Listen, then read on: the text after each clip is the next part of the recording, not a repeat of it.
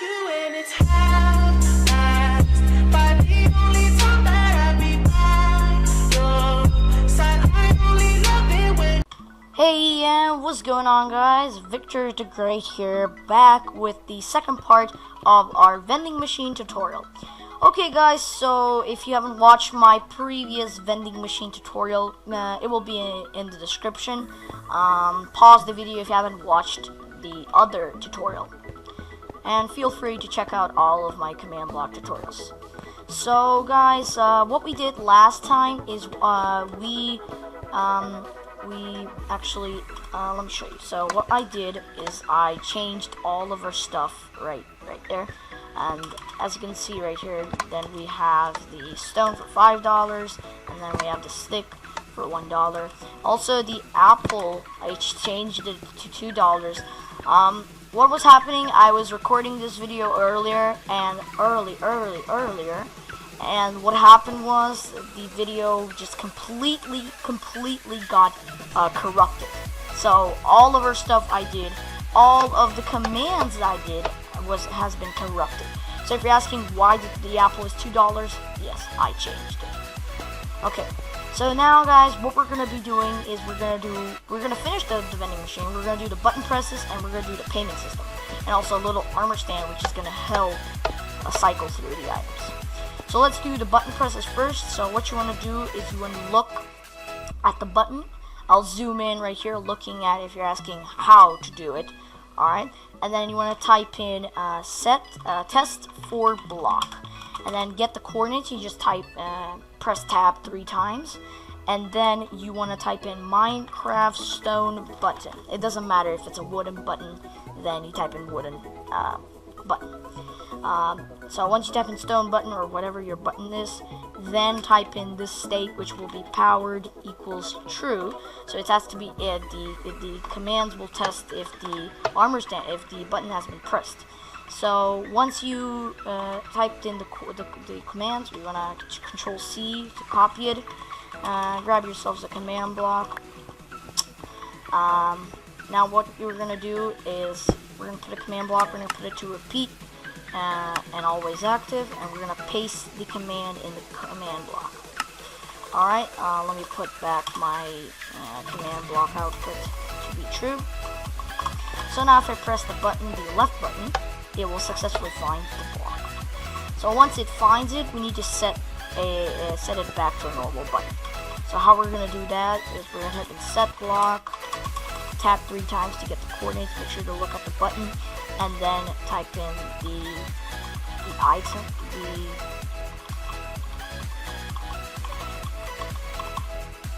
the item, which is the button, and it says block.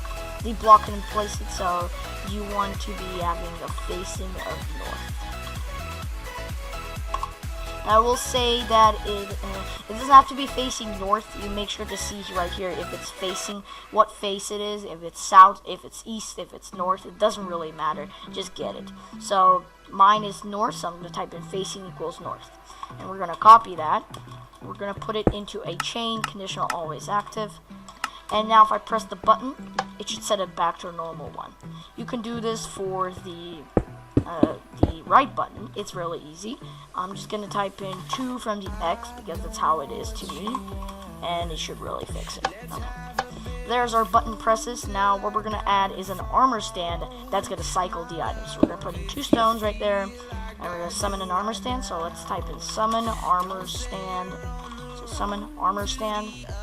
Look at the coordinates, and then type those, and then you just add in a custom name. You don't have to add a custom name visible or an invisible tag, so just type in custom name. I'll add an item selector, and there you go. So now there should be an armor stand. Now how we're gonna do this, if I press the right button, the armor stand will be teleported to the right. So how we're gonna do that is it's very simple. Conditional right there, so it actually does work. Okay, so how we're gonna do that is we're gonna put a conditional command. Make sure it's in a conditional always active chain. Now we're going to do an execute. No, not an execute. We're going to teleport the entity, armor stand. So type equals armor stand. Name is item selector. I'm so tired because I've wasted my 23 minutes on nothing. So item selector, and then we're gonna type in tilde, tilde, tilde. I'm just gonna add in a -1 to the X because that's how the armor stand should be moving around and stuff. So if I press the right button, it should move to the right. There we go. We're gonna do the same for the left button, but instead we're gonna add a 1 right there. Okay, let me put this back to order. So so as you can see, the armor stand actually accidentally flied off. We don't want that. So what we're gonna do is we're gonna execute relative to the armor stand if there's a stone. If it is, then it's gonna set it back right there, so it doesn't fly off the map. So we're gonna do for the right button first. So we're gonna type in execute at entity type equals armor stand. Name equals item selector. And then we're gonna type in tilde, tilde, tilde, and then we're gonna type in space and then test for block, tilde, tilde, tilde, because we need to find it to if it's relative to the coordinates, and then we're just gonna type in Minecraft stone. It doesn't have to be a conditional command block. So now if I press the right button, it will successfully find it that the block is in stone, and it will successfully find it even if it's there. So now we're gonna do this again for this command block. So once it finds the command block that is in the stone, for the left button we're gonna teleport it right here. For the right button we're gonna teleport it back to where it is. So we're gonna do it for the left button first. So it's going to teleport it right there. So / let's get the coordinates, so 1, 12, 13, 56, and 166. There we go. And right there, we're gonna type in a teleport at entity type equals armor stand. Name equals item selector. And then we're gonna type in the coordinates. So we're gonna copy paste the coordinates. Now it will teleport it in the and we're gonna type in conditional. Make sure it's conditional command block. So now if I press the left button, as you can see, the armor stand gets teleported back to where it has to be teleported. We're gonna do the same for this command block, but instead here we're just gonna go back and we're gonna put 2 negative to the X. So now if I go right, it should come back right there. Same for the left. So now we have our item selector fully done.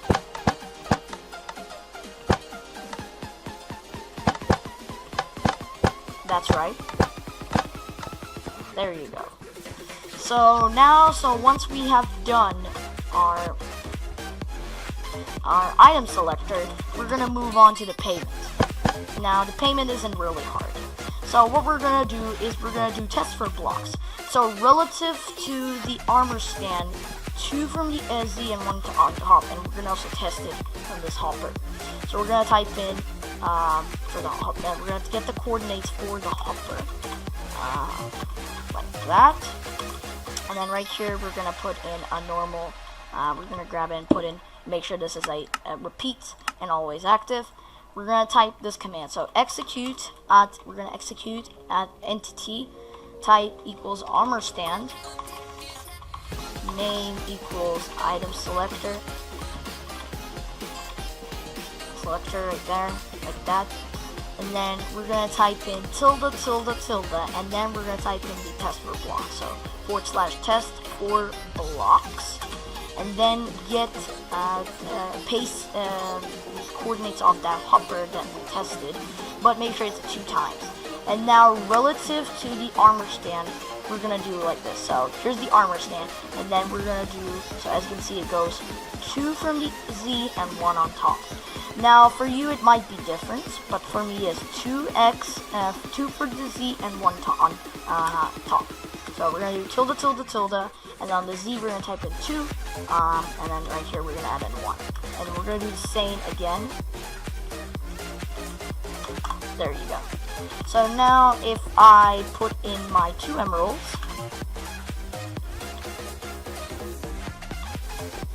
it will compare the blocks. Also, if you're asking if it's not working for you, I change it to $2 and make sure that the hopper is also been changed. So once it finds the blocks, we're gonna replace the hopper to a normal hopper. So we're just gonna get the coordinates, and then from that hopper there, where you're gonna be sending the items, and then we're gonna place it, make sure it's a conditional chain and always active, and then type in set block. The coordinates will be the coordinates I copied, and then we're gonna type in hopper 0 replace. So now it should, if I put in 2 emeralds, it will, oh, what the hell, I can put my emerald, and if I put my 2 emeralds, it will replace both of them. Alright, and so once it replaces, we're gonna set block relative to the armor stand a redstone block. So how we're gonna do that, it's simple. We're gonna put a chain conditional and always active one. And I'm gonna type in here execute at entity type equals armor stand, name equals item selector, tilde tilde tilde, and then we're gonna do a set block relative to the armor stand, which will be 3 at the Z for me. So here 1, 2, and then right here will be 3. So that's relative 3 to the Z, and we're gonna type in Minecraft redstone block. Okay. We're gonna do the same again, but instead we're just gonna type in air, and we're gonna make it to be a conditional one. Well, not facing like that. They aren't conditional. Okay, my items should have been summoned because I accidentally summoned the redstone block. So, and what I also did for the apples, I just put in 3 apples for $2, and that, my friends, will be the vending machine. So if I test it, it should 100% work. So I'm gonna grab my emeralds. If I just grab in 2 emeralds, put them in the hopper, and then I will get my 3 apples. And if I put my $5 for the stone, I will not get the stone unless I select the stone and then I throw my $5. Here I just put 64 because $5 for stone is a little bit more. And then for stick we have $1, so I'm just gonna put in 1 emerald in there. And there you get 16 sticks.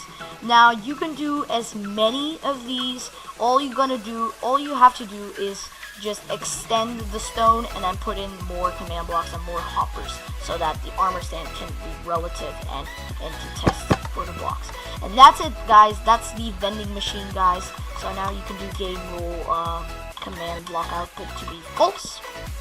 Alright, and that's it, guys. Thank you for watching my second part of our command block tutorial. Hopefully the command block tutorial didn't lag, because if it did, then I will have to record it again. But thank you guys so much for watching, and as always, I will see you in the next video. Goodbye!